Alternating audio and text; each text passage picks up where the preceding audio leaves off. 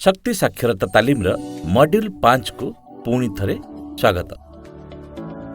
ए पर्यंत आपण आपणकर शक्ति व्यवहार को किपरि आकलन करा जाय शिखिछन्ति, किंतु सही शक्ति मध्य परिवेशर क्षति हटाए। जेपरि मु पूर्वरु कहिथिली जे शक्ति हेउछि एक कार्बन फुटप्रिंट एवं एही मॉड्यूल रे आमे आपणकर कार्बन फुटप्रिंट केते शिखिबाकू जाउछे। आपणकर कार्बन फुटप्रिंट केते जानिबा पे उत्साहित अत्यंत कौतूहलपूर्ण सूचना बा सम्यक सूचना जहाँ आपण जानिबा उचित आपणकर कार्बन फुटप्रिंट। ठीक अछि, तेबे आसंतु एही अवधारणा प्रतिष्ठा करिबा। आमे किपरि हमर कार्बन फुटप्रिंट मापिबा। सर्वप्रथमे आमे जानु जे आमे व्यवहार करथिबा प्राय 85% शक्ति कार्बन आधारित इंधनरु आसीथाय, जेपरि कि कोयला, तेल एवं गैस। 80 रु 85% जहाँ आमे पूर्व मॉड्यूल्स रे देखि सारिछे। तेणु एही समस्त इंधन कोयला हेउ, तेल हेउ, गैस हेउ सबुଗୁଡ଼ିक कार्बनरु निर्मित। तेणु कार्बन हेउछि उच्च अणु। एही समस्त इंधन कोयला, तेल एवं गैसर मूल अणु। तेणु आमे व्यवहार करुथिबा 85% शक्ति कार्बन आधारित इंधनरु आସୁछि। आपण जानନ୍ତି एहार एक टिप्पणी नियंतु। तेबे कार्बनर समीकरण कौन जेतेबेले आमे एही शक्ति व्यवहार करू? जेतेबेले आमे एलपीजी जाळु जहाँकि एक कार्बन आधारित इंधन अटे, सेतेबेले कौन हुए? जेतेबेले आमे आमर गाड़ी रे पेट्रोल एवं डीजेल जाळु सेतेबेले कौन हुए? जेतेबेले विद्युत उत्पादन पई आमे कोयला जाळु कौन हुए? ए सब गुड़िक बहुत सरल अटे। कौन हुए? जेतेबेले आपण जे कोनोसी इंधन रे कार्बन जाळंती, यह अम्लजान सहित मिलित हुए एवं फलस्वरूप जहाँ अंगारकाम्ल एवं शक्ति हुए। तेबे शक्ति आपणक द्वारा व्यवहृत हुए एवं अंगारकाम्ल रे कौन हुए?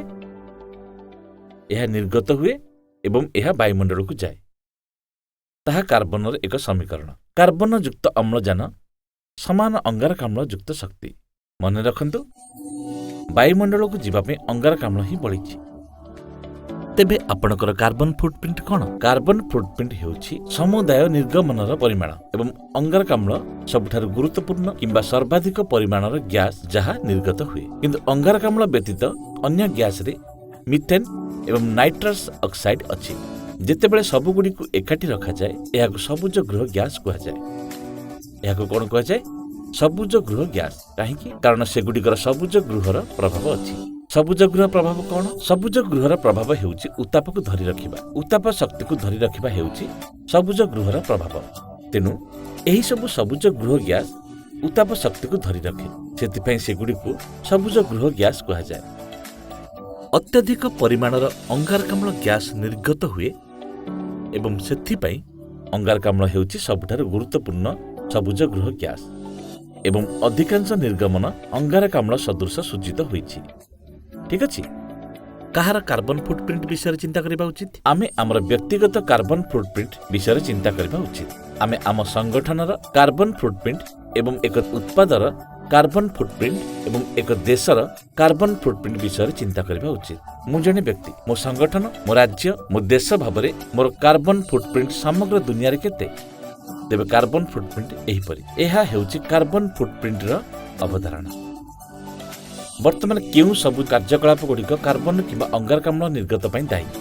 अवश्य आमे जानु परिवहन दायी अटे। काहेकि? कारण आमे पेट्रोल एवं डीजेल जाळु। अंगारकाम्ल निर्गमन पई रंधन दायी। काहेकि? कारण आमे एलपीजी जाळु। यह कार्बन एक उत्स। विद्युत व्यवहार कार्बन निर्गमन पई दायी। काहेकि? कारण अधिकांश विद्युत कोयला जाळिबा द्वारा उत्पन्न हुए, जहाँ कार्बन एक उत्स। निर्माण कार्य अंगारकाम्ल अवदान पई दायी। काहेकि?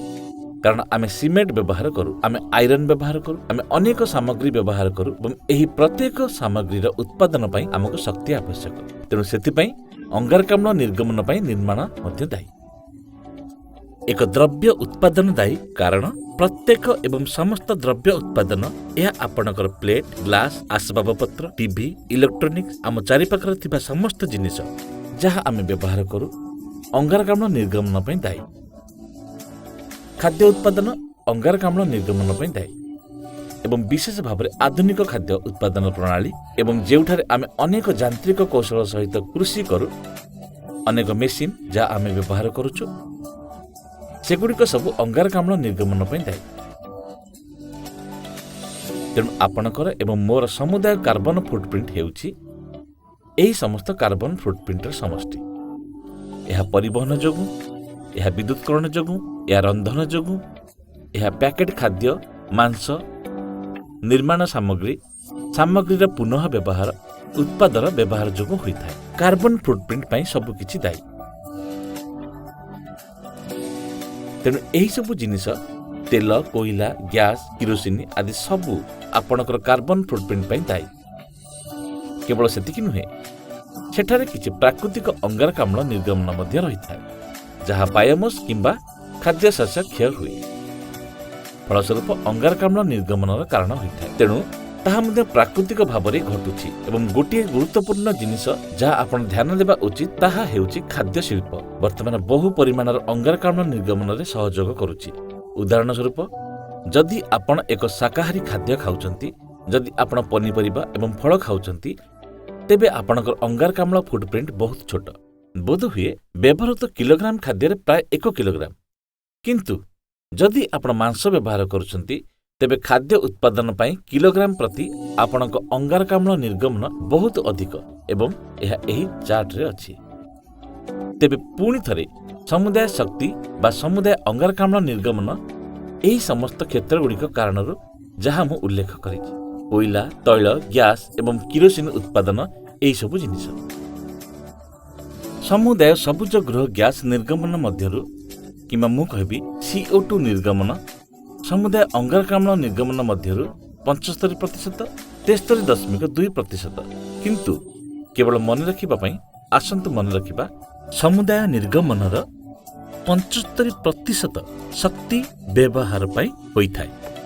75% ଏକ ବହୁତ ଅଧିକ ସଂଖ୍ୟା। କୋଇଲା, ପେଟ୍ରୋଲ, ଡିଜେଲ, LPG, CNG ଅଙ୍ଗାରକାମ୍ଳ ନିର୍ଗମନର 75% ଯୋଗଦାନ କରିଥାଏ ଏବଂ ଆମେ ସମସ୍ତେ ଏହାକୁ ବ୍ୟବହାର କରୁଛୁ ଏବଂ ସେଥିପାଇଁ ଆମେ ସମସ୍ତେ ମୁଖ୍ୟତଃ ପରିବେଶରେ ଅଙ୍ଗାରକାମ୍ଳ ନିର୍ଗତ କରୁଛୁ।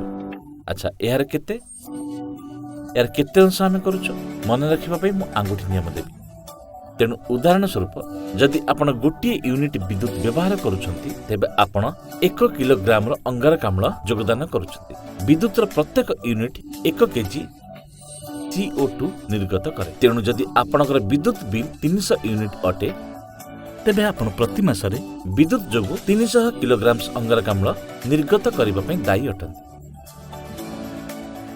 ପେଟ୍ରୋଲ ଏବଂ ଡିଜେଲ ଯୋଗୁଁ ଅଙ୍ଗାରକାମ୍ଳ ନିର୍ଗମନ, ଗୋଟିଏ ଲିଟର ପେଟ୍ରୋଲ କିମ୍ବା 1 ଲିଟର ଡିଜେଲ 3 କିଲୋଗ୍ରାମ ଅଙ୍ଗାରକାମ୍ଳ ନିର୍ଗମନ ସହିତ ସମାନ। 1 ଲିଟର ପେଟ୍ରୋଲ ସମାନ 3 କିଲୋଗ୍ରାମ CO2 ନିର୍ଗମନ। ଠିକ୍ ଅଛି। ତେଣୁ ଯଦି ଆପଣ ପ୍ରତି ମାସରେ 10 ଲିଟର୍ସ ପେଟ୍ରୋଲ କିମ୍ବା ପ୍ରତି ମାସରେ 100 ଲିଟର୍ସ ପେଟ୍ରୋଲ ବ୍ୟବହାର କରୁଛନ୍ତି, ତେବେ 100 ଲିଟର୍ସ ହେଉଛି 300 କିଲୋଗ୍ରାମ ଅଙ୍ଗାରକାମ୍ଳ ନିର୍ଗମନ। ହେ ଭଗବାନ, ତାହା ବହୁତ। ଯଦି ଆପଣ LPG ବ୍ୟବହାର କରୁଛନ୍ତି, ତେବେ ତାହା ମଧ୍ୟ ଅଙ୍ଗାରକାମ୍ଳ ନିର୍ଗମନ କରିଥାଏ। 1 କିଲୋଗ୍ରାମ LPG ପ୍ରାୟ 3 କିଲୋଗ୍ରାମ ଅଙ୍ଗାରକାମ୍ଳ ନିର୍ଗମନ ସହିତ ସମାନ। ଠିକ୍ ଅଛି।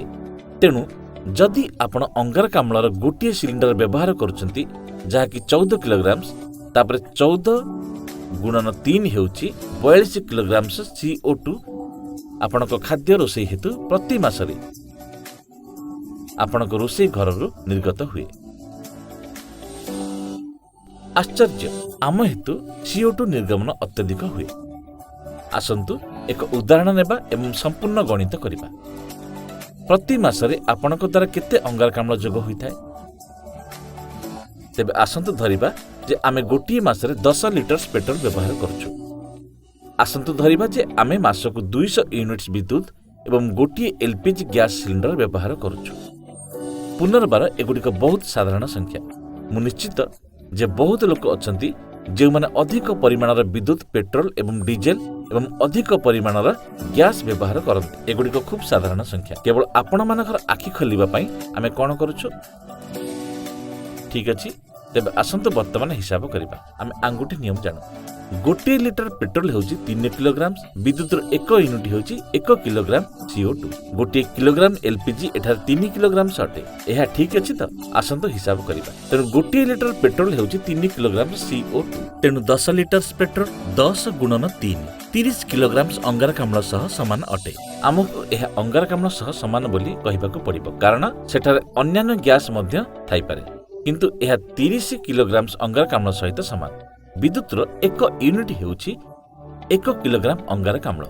तेणु 200 यूनिट विद्युत हेउची 200 किलोग्राम अंगारकाम्ल प्रति मासरे। गोटे किलोग्राम एलपीजी 3 किलोग्राम CO2 सहित समान। तेणु 14 किलोग्राम एलपीजी 42 किलोग्राम अंगारकाम्ल निर्गमन सहित समान। ठीक अछि। तेणु यह विभिन्न उत्सरू चलंतु सेगुडी एकाठी करिबा एवं एहाकु जोग करिबा। धैर्य धरंतु। 30 युक्त 200 युक्त 42 होजे प्रति मासरे 272 किलोग्राम अंगारकाम्ल सह समान। अब आपण कोन जानिछन्ती प्रतिदिन किंबा प्रति मासरे आपणक घर बाहर थिबा अळिया केते? बोध हुए दिन को 1 किलोग्राम अळिया एहा प्रति मासरे 30 किलोग्राम अळिया होई पारे। केवल 30 किलोग्राम हुए तो 50 किलोग्राम हुए तो 60 किलोग्राम होई पारे। किंतु अंगारकाम्ल को देखंतु जहा आपण वायुमंडल रे मासक निर्गत करूछन। प्रति मासरे 200 किलोग्राम 300 किलोग्राम 500 किलोग्राम अंगारकाम्ल एवं यह वायुमंडल रे बढ़ी चलीछि। यह केवल बारंबार अतिरिक्त जमा हेउछि। यह केवल प्रति मासरे जमा होई थाए। आपण एवं मु ताहा मते देखु नाहु। आमे देखुछंती कि यह आश्चर्य एवं चकितजनक नुहे कि आमे उपजाउथिबा अळिया को आमे देखि पारु, किंतु आमे सेही अळिया को देखि पारु नाहु जा हमर उत्पादन एवं आम जीवन जाक ताहा वायुमंडल रे रहे एवं अळियार परिमाण मध्य हृदयंगम हुए नाही। जने साधारण व्यक्ति द्वारा प्रति मासरे 100 किलोग्राम CO2 जने व्यक्ति जे धनी एवं नष्ट हो जाइछि, मु स्पॉइल्ड शब्द व्यवहार करूछि, से निश्चित भाबरे आउरी अधिक 500 किलोग्राम 1000 किलोग्राम CO2 प्रत्येक मासरे निर्गत करुछन्ति। तेणु जदि आपण बहुत शक्ति व्यवहार करुछन्ति तेबे आपण जणे भल व्यक्ति नुहंती। मो परिभाषा रे आपण अधिक नष्ट होइतिबा व्यक्ति, किंतु आपण केउ प्रकार व्यक्ति ता ध्यान दियंतु। चलंतु एबे आगको बढ़िबा। तेबे आपणकर कार्बन फुटप्रिंट जानिबा परे मोर प्रिय प्रश्न, प्रति मासरे आपणक द्वारा केते अंगारकाम्ल निर्गत हुए जानिबा परे आपणक मनरे कोन आसुछि? आपण ए विषय भल अनुभव करूछन्ति। बढ़िया। मु प्रति मासरे वायुमंडल रे एते परिमाणर अंगारकाम्ल रखिछि, किंबा आपण ए विषय खराब अनुभव करिवे। हे भगवान, मो पय प्रति मासरे एते परिमाणर अंगारकाम्ल निर्गत हेउछि? केवल निजको निजे निरीक्षण करंतु आपणक भितर केउ अनुभव आसुछि।